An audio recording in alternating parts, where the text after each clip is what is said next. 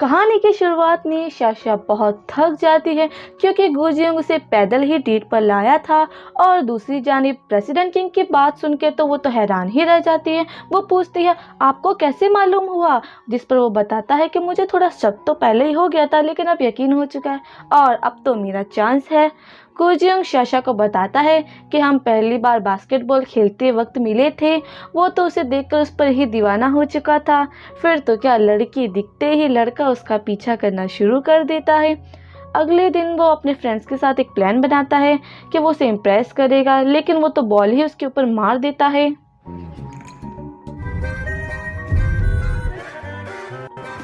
ऐसे ही धीरे धीरे करके वो उसे सारी मेमोरीज याद कराने की कोशिश करता है, जो कि जाहिर है उसे याद तो आती नहीं है बिकॉज उसके अंदर तो उसकी मोम की सोल होती है। वो ये भी बताता है कि उसने उसे कैसे प्रपोज किया था, बट वो कहती है कि उसे रिस्पॉन्सिबल पर्सन चाहिए, ना कि तुम्हारे जैसा नाकारा। ये कहकर वो चली जाती है और आकर अपनी बेटी से ब्रेक ऑफ करने का सजेशन देती है, जो कि उसे मानना तो था नहीं। फ्लैशबैक से हमें पता चलता है कि प्रेसिडेंट किंग ने बताया था कि वो उसकी मॉम को कई सालों से पसंद करता है और अब उन्हें पाना चाहता है। वो तो ये जानकर हैरान रह जाती है, पर उसकी मॉम इन सभी बातों से अनजान थी। वो तो प्रेसिडेंट किंग को फंसाने के बारे में सोचती है, जिससे वो उसकी बेटी और उसकी शादी करा सके। प्रेसिडेंट किंग उसे अपने ऑफिस बुलाता है और अपने साथ मीटिंग पे चलने को कहता है, साथ ही वो उसे गिफ्ट भी देता है। बट वो कहता है कि मुझे तो ये क्लाइंट ने दिया था, मुझे नहीं चाहिए, तुम रख लो, तुम रख लो। दूसरी जानिब हे किंगनिंग अपने ऑफिस में होती है। उसे बॉस का कोई काम वगैरह तो आता है नहीं ना, इसलिए वो कहती है कि वो अगले हफ्ते क्लाइंट से पैसे वापस लाने का कह देती है। साशा प्रेसिडेंट किंग को मीटिंग के लिए रेस्टोरेंट बताती है, पर उसने तो पहले से ही तैयारी की हुई थी। उसे गाड़ी में बैठने को कहता है और एक गर्लफ्रेंड की तरह ट्रीट करता है। वो उसे उसी रेस्टोरेंट में लेकर आता है जहां मिस्टर किंग जी उसे पहली बार मिले थे। फ्लैशबैक में हमें बताया जाता है कि उस वक्त वो बिजनेस शुरू करने की कोशिश में थी। वहाँ किंग जी छुपा हुआ था क्योंकि उसके पीछे कई सारी लड़कियां पड़ी थी। वो कहती है कि छुपना कोई सॉल्यूशन नहीं होता है और वो उसका हाथ पकड़कर उसे बाहर लाती है और उन गर्ल्स से कहती है कि वो उसकी गर्लफ्रेंड है। उन्हें यकीन तो होता नहीं है, बट किंग जी भी उसकी मदद करता है, जिस पर उन्हें यकीन हो जाता है। जिसके बाद वो तो चली जाती है, पर किंग जी इम्प्रेस जरूर हो जाता है। प्रेजेंट में वेटर उससे नंबर मांगती है, पर वो कहता है कि उसकी एक गर्लफ्रेंड है, जिस पर साशा भी उसका साथ देती है। प्रेसिडेंट किंग तो मजे से अपनी डेट एंजॉय कर रहे थे, वहीं दूसरी तरफ हे किंग को बार बार डॉक्यूमेंट पर साइन करने पड़ते हैं, जिससे वो तो परेशान ही हो जाती है।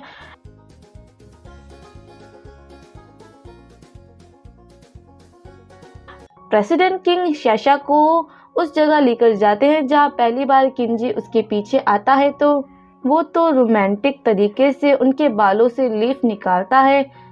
फिर वो उससे उसका कांटेक्ट नंबर भी मांगता है, ये कहकर कि अगर मुझे आपसे कुछ सीखना हुआ तो ये मेरे काम आएगा।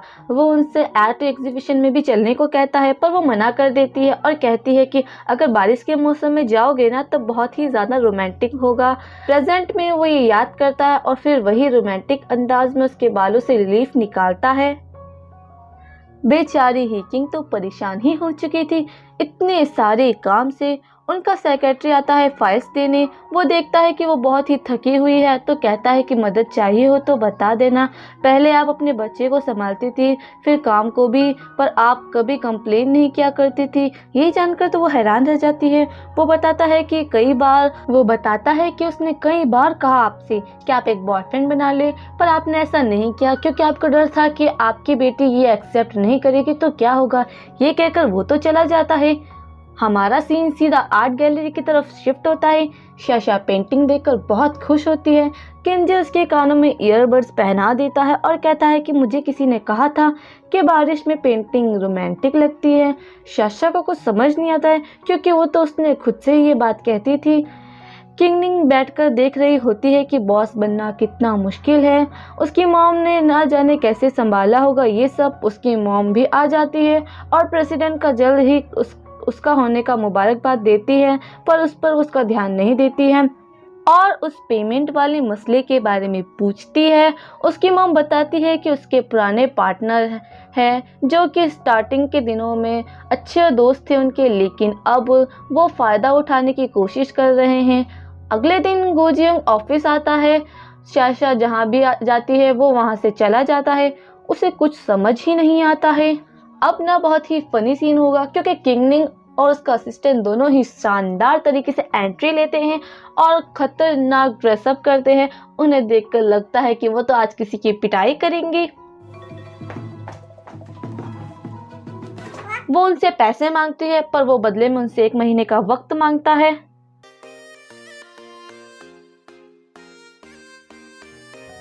बट हमारी सोच से बिल्कुल उल्टा, वो तो रोने धोने लग जाती है और खूब सारा ड्रामा करने लग जाती है कि मैं तो मर जाऊंगी, मेरी बेटी का तो पता नहीं क्या होगा, तुम मेरी मौत की वजह इन्हें बताना क्योंकि इन्होंने मेरे पैसे नहीं दिए।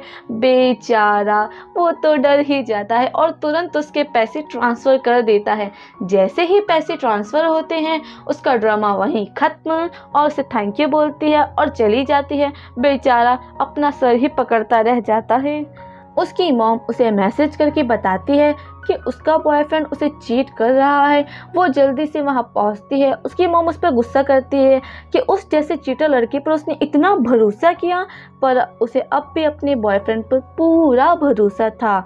गोजियोंग के जाते ही वो उसे उसके पीछे भेज देती है और खुद उस लड़की के पास चली जाती है। वो उस लड़की के पास जाती है और अपना इंट्रो देती है, पर वो लेडी तो उसे पहले से ही जानती थी। वो पूछती है कि तुम्हें कैसे पता, जिस पर वो बताती है कि वो उसका भाई है।